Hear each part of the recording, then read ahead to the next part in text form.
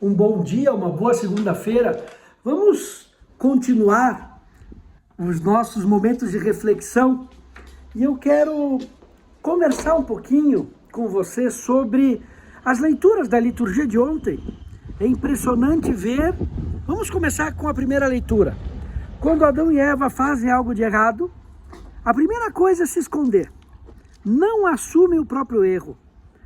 Como não tem autorresponsabilidade. Inclusive, quando Deus depois pergunta para Adão, ele dá culpa para Eva. A Eva foi a culpada. Ele não assume a sua responsabilidade. E aí pergunta para Eva, Eva diz, não, foi a serpente. Então, joga para a serpente. Aí se pergunta para a serpente, ela olha para trás, não vê ninguém e assume a culpa. Brincadeira, leva a culpa, não assume porque o demônio não assume nada. Agora, ele é mentiroso. Mas é impressionante ver como não tem esse sentido de autorresponsabilidade.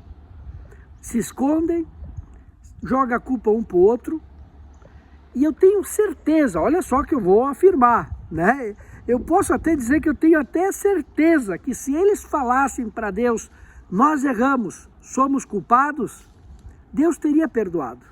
Mas essa história de jogar a culpa um para o outro, é como, por exemplo, aquela história de uma criança que está jogando futebol dentro de casa, não é verdade?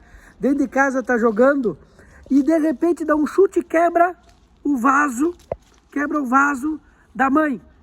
E pega e esconde, né? Está tudo quebrado e esconde tudo embaixo do tapete. Aí chega o pai e a mãe em casa, não são bobos, né? Sente a falta do vaso. Quem quebrou o vaso? Ninguém foi.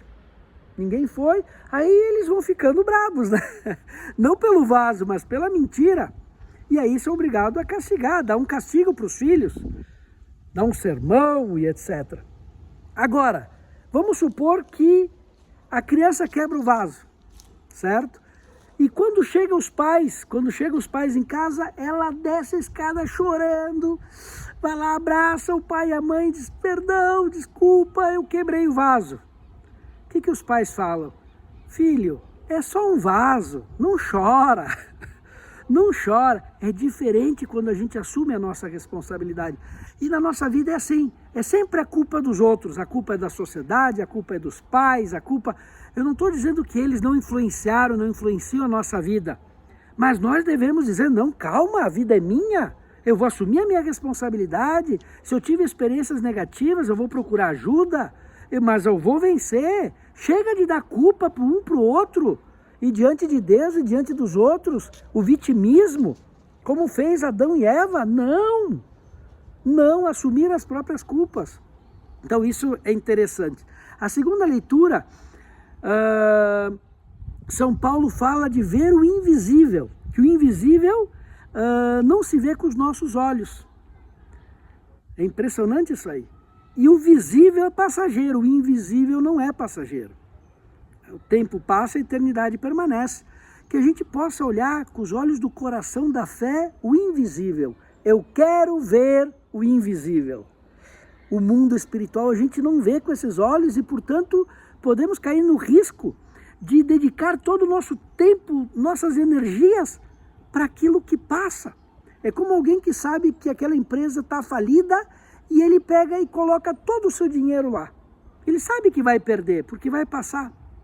Agora, como é importante, sim, trabalhar nesse mundo, fazer as coisas nesse mundo durante a nossa peregrinação, mas saber que a nossa vida é para a eternidade, que Deus nos criou para o céu, Então, eu quero ver o invisível, que os nossos corações possam ver o invisível, que é o mundo espiritual. Então essa foi a segunda leitura.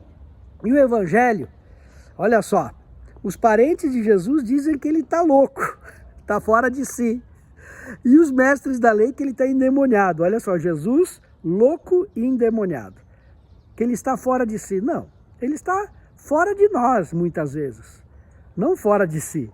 E a gente tem que trazê-lo para o nosso coração. Mas é impressionante porque o Evangelho começa dizendo que ele voltou para casa e ele não tinha tempo nem para comer, porque era tanta gente. Imaginem só, uma pessoa de ação, que não fica na sua zona de conforto. E aqui uma reflexão. As pessoas, numa comunidade, numa paróquia, no trabalho, que querem fazer alguma coisa, os outros dizem, para, aqui sempre foi feito assim, não muda. Por quê? Tem nos Salmos, no Antigo Testamento, que o justo ele põe à luz as imperfeições das pessoas injustas. Então o injusto não quer que o justo faça as coisas, porque vai aparecer a sua maldade, ou vai aparecer a sua preguiça. Aquela pessoa que quer fazer, não faz isso aí, porque senão a gente vai ter que trabalhar. Entenderam? Então, ninguém quer a pessoa que é ativa, como foi o caso de Jesus, porque aí os outros têm que sair da zona de conforto. E muitas vezes pode ser assim. Eu me lembro uma vez, não vou dizer o país, mas não foi no Brasil, que que tem o dia de São Brás, a bênção da garganta, eu fui dar para os doentes em casa, em vez de esperar que viessem para a igreja, não podiam vir. Aí um outro padre me disse, olha, não faz isso aí. Mas eu, por quê? Porque depois você vai embora e nós vamos ter que fazer isso. Entenderam? Porque a pessoa que faz, ela mexe na zona de conforto dos outros. E por que não fazer? E por que não melhorar a nossa vida e fazer as coisas como tem que ser feitas? Não é verdade? Então a pessoa que faz o bem, a pessoa que age, a pessoa proativa, incomoda os outros, porque os outros não querem sair do lugar. Então também Jesus fez isso. E ainda terminando o Evangelho, um elogio a Nossa Senhora, quando diz, meus irmãos, minha mãe, são aqueles que fazem a vontade de Deus. E quem como Nossa Senhora, que é cheia das graças, porque ela fez a vontade de Deus em todos os momentos da sua vida. Eis aqui a escrava do Senhor, faça-se em mim segundo a vossa vontade. Então, mais do que ser a mãe biológica da humanidade de Jesus, ela foi cheia de graça e ela é sensacional porque ela em todos os momentos fez a vontade de Deus. Então, umas reflexões assim, meus cachorros aqui, o do vizinho já está começando a latir. Então, aqui o Max, dá um oi aí pro pessoal. Muito bem. Então, vamos seguir sempre em frente, sendo proativos, sendo visionários, né? Quero ver o invisível. Visionário é aquele que dedica a sua vida para a eternidade. Consegue olhar mais do que os olhos podem ver. Então, ser visionários e ter autorresponsabilidade.